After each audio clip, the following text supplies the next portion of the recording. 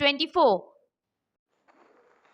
চিকিৎসা পরিষেবা আর পরিকাঠামোয় যে কোনো বড় হাসপাতালকে টক্কর দিতে সক্ষম শান্তিনিকেতন মেডিকেল কলেজ এবং হাসপাতাল। এই হাসপাতাল ঘুরে এমনটাই দাবি করছেন চিকিৎসক, উদ্যোক্তা থেকে শুরু করে সমাজকর্মীরাও। শান্তিনিকেতন মেডিকেল কলেজ এবং হাসপাতালে স্টুডেন্ট কাউন্সিলরের উদ্যোগে 4 দিনের বাৎসরিক সাংস্কৃতিক অনুষ্ঠানের তৃতীয় দিনের সভায় এমনটাই দ্ব্যর্থহীন ভাষায় দফায় দফায় জানালেন বিশিষ্টজনেরা। এদিনের সভায় রাজ্যের নমশূদ্র ওয়েলফেয়ার বোর্ডের চেয়ারম্যান মুকুল চন্দ্র বৈরাগ্য বক্তব্য রাখতে গিয়ে বলেন, আমি ব্যক্তিগতভাবে এবং কাজের সূত্রে দেশের এবং দেশের বাইরে অনেক জায়গায় গেছি। সেখানে স্বাস্থ্য অভিজ্ঞতা থেকে সেই দাবি করছে যে আমাদের দেশের অনেক বড় হাসপাতাল, এমনকি দক্ষিণের বহু বড় হাসপাতালকে পরিষেবা পরিকাঠামোয় চ্যালেঞ্জ দিতে পারে। বিদেশেও আমার দেখা হাসপাতালের থেকে এখন ভালো পরিষেবা। তিনি বলেন, গ্রামীণ চিকিৎসার আমন্ত্রণে আমি কাল এখানে এসে দুদিন ধরে পুরোটা দেখে আমি অভিভূত। যেভাবে মেডিকেল কলেজকে নিয়ে পরিকল্পনা বাস্তবায়ন করা হচ্ছে, তাতে দেশের অন্যতম সেরা মেডিকেল কলেজ হয়ে উঠতে চলেছে শান্তিনিকেতন মেডিকেল কলেজ এবং হাসপাতাল। মেডিকেল কলেজ ও হাসপাতালের সভাপতি মলয় পিট বলেন যে আমাদের লক্ষ্য মানুষকে সুলভে সুচিকিৎসা পরিষেবা পৌঁছে দেওয়া, আর এই লক্ষ্য নিয়েই যাবতীয় কর্মসূচি নেওয়া হয়েছে তার রূপায়ণ করে। আমরা আমাদের এই কর্মসূচিতে সকলের ইতিবাচক অংশগ্রহণ করা স্বাগত জানাই। এদিনের এই শিল্পবান্ধব পরিবেশ গড়ে তুলতে উদ্যোক্তাদের সম্মান জানাতে পজিটিভ বার্তার পক্ষ থেকে মানি সম্মান তুলে দেওয়া হয় Shri Kunal Gandhi, Shri Joy Chowdhury, Shri Biswaranjan Sahu, Boston Ivy health care solution private limited, Shri Santosh Kumar Singh, Boston Ivy health care solution private limited সহ আরও বহু উদ্যোক্তাদের হাতে। এদিন থ্যালাসেমিয়া, শিশু রোগ, ওয়ান হেলথ ধারণা, জেনেটিক রোগ এবং নানা রকমের সিএমই সচেতনতা সভা আয়োজন করা হয়। তৃতীয় দিনের সারাদিন ধরে চলা বিভিন্ন সাংস্কৃতিক অনুষ্ঠানে মেডিকেল কলেজ এবং বিএড ডিএলএড কলেজের ছাত্রছাত্রীরা কলেজ থেকে আগত সাংস্কৃতিক দল অংশ নেন। नहीं बना रहे हैं, मैं बना रहा हूं, इस तरह का सालों से इसके ऊपर कोई काम नहीं हुआ है। ये जैसा था वैसा ही है। इसमें कब काम? This is the problem. Powder is the problem right now. So we invent products. Powder free. So powder free environment. Only environment will be powderless. So after post-operative infection will be deep.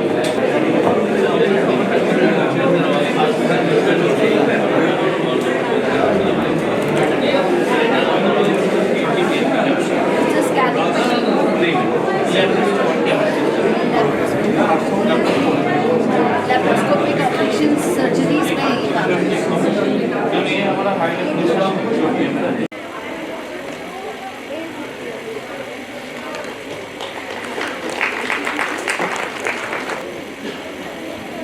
আমাদের সঙ্গে রয়েছেন doctor Dipankar সরকার, critical Manipal হসপিটালের সঙ্গে যুক্ত। আমরা তাকেও বরণ করে নিচ্ছি।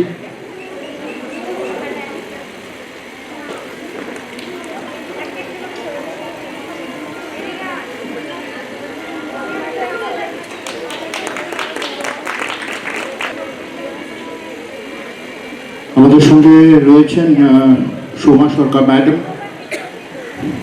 তরফ থেকে head of the department, microbiology ডিপার্টমেন্টের।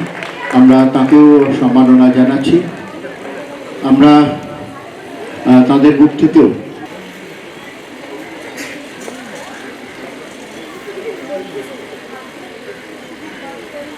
ধন্যবাদ। চলছে আমাদের অতিথি বরণ পর্ব। আমরা আজকের অনুষ্ঠানের এই পর্বের প্রারম্ভিক বক্তব্য দেওয়ার জন্য আমি আহ্বান জানাবো শান্তিনিকেতন মেডিকেল কলেজের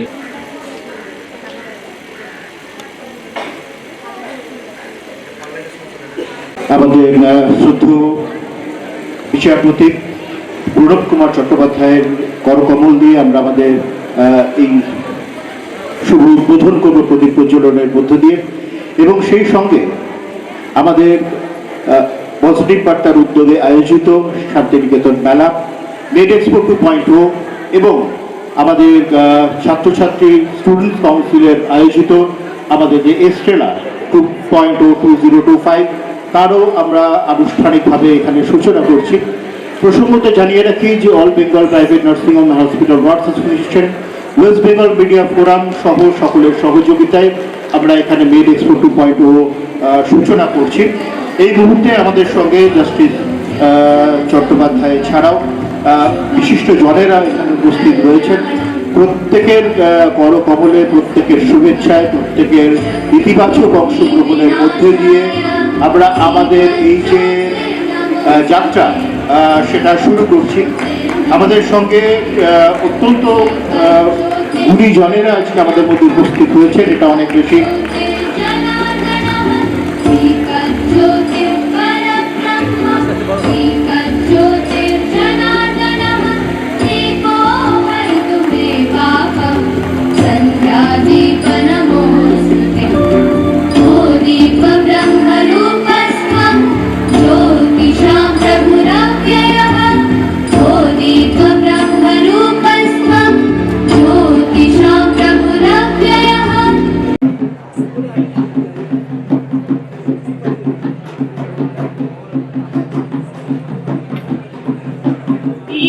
মঞ্চে উপস্থিত রয়েছেন শান্তিনিকেতন মেডিকেল কলেজের মাননীয় প্রিন্সিপাল সাহেব এবং বিভিন্ন জায়গা থেকে যারা এসেছেন, সবাইকে আমি চিনি না, সবাইকে আমি শুভেচ্ছা জানাই এবং আপনারা যারা সামনে রয়েছেন তাদেরকেও শুভেচ্ছা জানিয়ে আমি দু একটা কথা বলবো। আজকের এই শান্তিনিকেতন মেডিকেল কলেজের পরিবেশ দেখে সত্যি আমি অভিভূত। আমাদের পশ্চিমবঙ্গের মাটিতে চিকিৎসা জগতে এমন সাড়া ফেলতে পারে, এটা এখানে না আসা অবধি আমি আমার ভাবনাতে কোনোদিনও রাখতে পারিনি। বিভিন্ন জেলায় আমি আমার কর্মসূত্রে, সাংগঠনিক সূত্রে পশ্চিমবঙ্গের প্রত্যেকটা জেলায় জেলায় আমি যাই, গিয়ে জনসংযোগ, আমার কাজ মূলত গ্রাম থেকে উঠে আসা মানুষদের নিয়ে। আমি অল ইন্ডিয়া নমশূদ্র বিকাশ পরিষদের প্রতিষ্ঠাতা ছিলাম। পরবর্তীতে পশ্চিমবঙ্গ সরকারের যে বোর্ড হয়েছে সেই বোর্ডের আমি চেয়ারম্যান এবং মাননীয় মুখ্যমন্ত্রীর এসসি অ্যাডভাইজারি কাউন্সিলের আমি একজন অ্যাডভাইজার। তো প্রান্তিক মানুষের সঙ্গে লড়াই করা, প্রান্তিক মানুষদের সঙ্গে নিয়ে বেঁচে থাকার যে কত কঠিন, সেটা আমরা নিম্ন স্তর থেকে উঠে আসা মানুষ আমরা রন্ধ্রে রন্ধ্রে উপলব্ধি করেছি। আমরা দেখেছি যে আমাদের সমাজের মানুষগুলো যারা গ্রামে গ্রামে বসবাস করে, চিকিৎসার জন্য তাদের কতটা অসুবিধার সম্মুখীন হতে হয়। ভালো চিকিৎসা পেতে হলে পরে আমাদেরকে যেতে হয় সাউথে, আমাদের যেতে হয় চেন্নাই, আমাদের যেতে হয় হায়দ্রাবাদ, যেতে হয় ব্যাঙ্গালোর, বিভিন্ন জায়গায় চিকিৎসা পরিষেবা নেওয়ার জন্য আমার বাংলার মানুষ, এখনো অধিকাংশ মানুষ সেই দিকে ধাবিত হয়। আমি অ্যাপোলো হসপিটালেও গিয়েছি, হায়দ্রাবাদ এশিয়ান গ্যাস্ট্রোএন্টারোলজি যে হসপিটাল আছে নাগেশ্বর রেড্ডি সাহেবের, সেখানেও আমরা গিয়েছি, সাংগঠনিক সূত্র থেকে আমি গিয়েছি। এবং আমার জীবনে আর একটা হসপিটাল দেখার সৌভাগ্য হয়েছিল, সেটা হচ্ছে বাংলাদেশে আরপি সাহার মির্জাপুর হসপিটাল।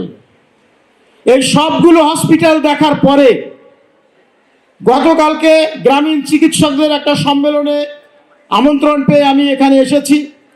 এখানে আসার পরে এই যে পরিবেশ আর এই যে পরিকাঠামো, এই পরিকাঠামো দেখে আজকে আমার সগর্বে ঘোষণা করতে ইচ্ছে হচ্ছে যে সাউথের থেকে বাংলা পিছিয়ে নেই। এই বাংলায় ওই সাউথের মতো, চেন্নাইয়ের মতো অ্যাপোলো হসপিটালকে চ্যালেঞ্জ করতে পারে এই শান্তিনিকেতন মেডিকেল কলেজ। এটা আজকে আমাদের এখানে দাঁড়িয়ে থেকে সদর্পে ঘোষণা করতে ইচ্ছে হচ্ছে। আমি প্রণাম জানাই, শত কোটি প্রণাম জানাই যিনি সাধারণ মানুষের জন্য আজকে এই হসপিটালটা প্রতিষ্ঠা করেছেন। আমি মনে করি তিনি নিজেই একটা প্রতিষ্ঠান, তিনি নিজেই একটা প্রতিষ্ঠান। এবং আমার বিশ্বাস সেদিন আর বেশি দূরে নেই যেদিন শত শত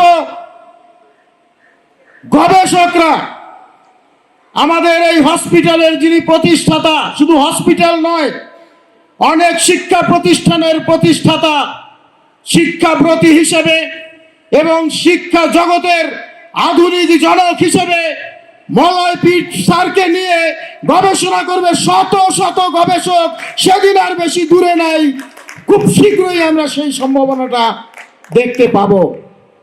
এবং আমাদের মলয়পীঠ সাহেবকে নিয়েই অনেকে পিএইচডি ডিগ্রি পাবেন এই বাংলার মাটিতে গবেষণা করে। অবাক হয়ে গিয়েছি যে একজন মানুষ কিভাবে সাধারণ মানুষের মধ্যে এই পরিষেবা পৌঁছে দেওয়ার জন্য চিন্তা ভাবনা করেছেন। এত বড় কর্মকাণ্ড এটা সাধারণত এক জীবনে হয় না। আমি গৌরীয় মঠের সন্ন্যাসী ছিলাম। ইংল্যান্ড, জার্মান, ফ্রান্স, অস্ট্রেলিয়া 29টা দেশে আমি ধর্ম প্রচার করার জন্য গিয়েছিলাম।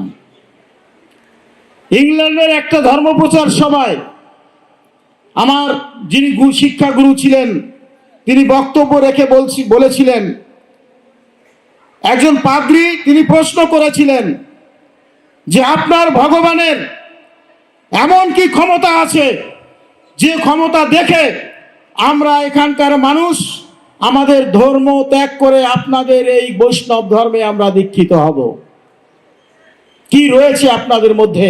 এবং আপনারা বলে থাকেন যে তোমরা কর্ম করে যাও, সমস্ত দায়িত্ব আমার। ভগবান শ্রীকৃষ্ণ বলেছেন যত কর্ম তোমরা কর্ম করে যাও, ফল ভোগের আশা তোমরা করো না, ফল আমি তোমাদেরকে দেব। এবং ভগবান কি বলেছেন? যে হয় আমার সুত, যে আমার কাছে আসে তার সমস্ত দায়িত্ব আমি নেই, যে হবে বৈষ্ণবের সুত সে নিজে তরায় বহুত। এটা কি করে সম্ভব? তখন আমার শিক্ষাগুরু সেখানে জবাব দিয়ে বলেছিলেন যে আজকে আপনারা লক্ষ লক্ষ কোটি কোটি এই ইংরেজ সাদা চামড়ার মানুষ, আজকে আপনারা হরে কৃষ্ণ নাম করে সারা নিউ ইয়র্ক, ইংল্যান্ড, রাশিয়া সমস্ত জায়গায় আপনারা এই হরিনাম প্রচার করছেন।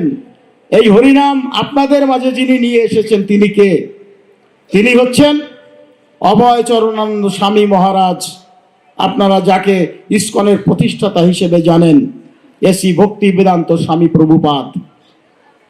60 বছর বয়সে তিনি সংসার ধর্ম ত্যাগ করে তিনি ধর্মীয় লাইনে গিয়েছিলেন। একজন মানুষের জীবন থেকে 60 বছর বেরিয়ে গেলে তার জীবনে আর কিছু থাকে না, তিনি আর কোনো কিছু প্রতিষ্ঠা করার সুযোগ পান না।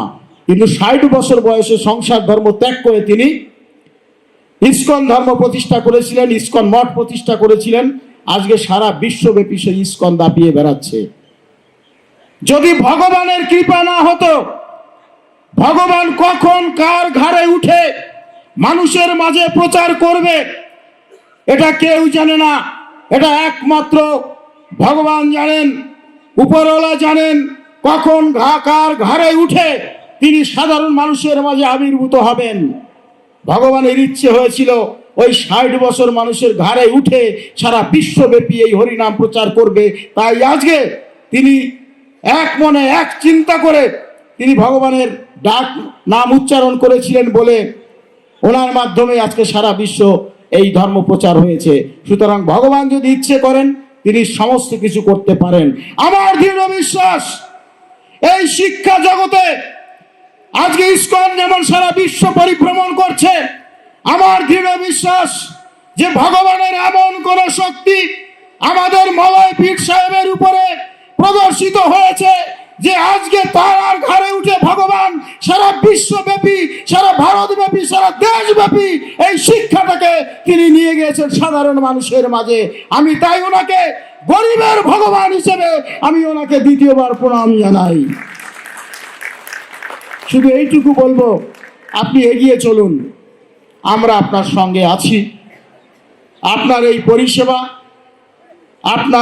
আপনার এই প্রচেষ্টা একদিন আমাদের এই বাংলাকে, এই পশ্চিম বাংলাকে অনেক অনেক দূর নিয়ে যাবে, অনেক উঁচুতে নিয়ে যাবে। এবং পশ্চিম বাংলার মানুষ অদূর ভবিষ্যতে যে সেট আপনি এখানে তৈরি করেছেন, যে সেট আপনি ত্রিপুরাতে তৈরি করেছেন, পশ্চিমবঙ্গের মানুষ অদূর ভবিষ্যতে আর ট্রেনের টিকিট কাটবে না, প্লেনের টিকিট কাটবে না, চিকিৎসা পরিষেবা দেওয়ার জন্য আর তারা বাইরে যাবে না। আপনার মাধ্যমেই এই বাংলার সাধারণ মানুষ তারা সুস্থ চিকিৎসা পরিষেবা পাবে, এই কামনা করে আমি আমার বক্তব্য এখানেই শেষ করছি। সবাই ভালো থাকুন, সবাই সুস্থ থাকুন। নমস্কার। আমি আমার দেওয়ার মতো কিছু নেই, কারণ ভগবানের কাছে এসেছি, সত্যি ভগবান দর্শন পেলাম। দেওয়ার মতো কিছু নেই। আমাকে আপনারা এখান থেকে যে সম্মাননাটা আপনারা দিয়েছেন, আমাকে উত্তরীয় পরিয়ে যে সম্মান আপনারা দিয়েছেন, এটা বউ আমার কাছে বিরাট সম্মান।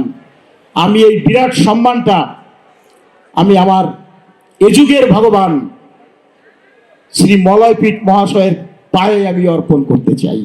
নমস্কার। মার্কেটিং বা সেলের জন্যে ডিজিটালি এই মেলা হয়েছে। অবভিয়াসলি এই মেলায় মানুষ আসবে, দোকানদার আসছে, মাল বিক্রি হবে, কেনা হবে, কিন্তু মূল উদ্দেশ্য হচ্ছে কন্টেন্ট ক্রিয়েট করবে সোশ্যাল ইনফ্লুয়েন্সার, ওয়ার্ল্ড ব্যাপী তার একটা মার্কেটিং হবে। আজকে এমনও দেখা যাচ্ছে যে অনেক গরিবরা আছে যারা এই মার্কেটিং জানে না, তো ওদেরকে কি সন্দেশ দেবেন আমাদের এই মার্কেটিং? এই বিষয়টা হচ্ছে তারা এখানে ফিজিক্যালি মাল বিচ্ছে, আর সোশ্যাল ইনফ্লুয়েন্সাররা তারা শিখিয়ে নেবে বা তারা এই ব্যবসার কিছুটা অংশীদার হয়ে কাজটা করবে। ধন্যবাদ স্যার। আপনার নাম? আমার নাম মলয়পীঠ। এই পজিটিভ বার্তা, এটা আমাদের চিন্তাভাবনা।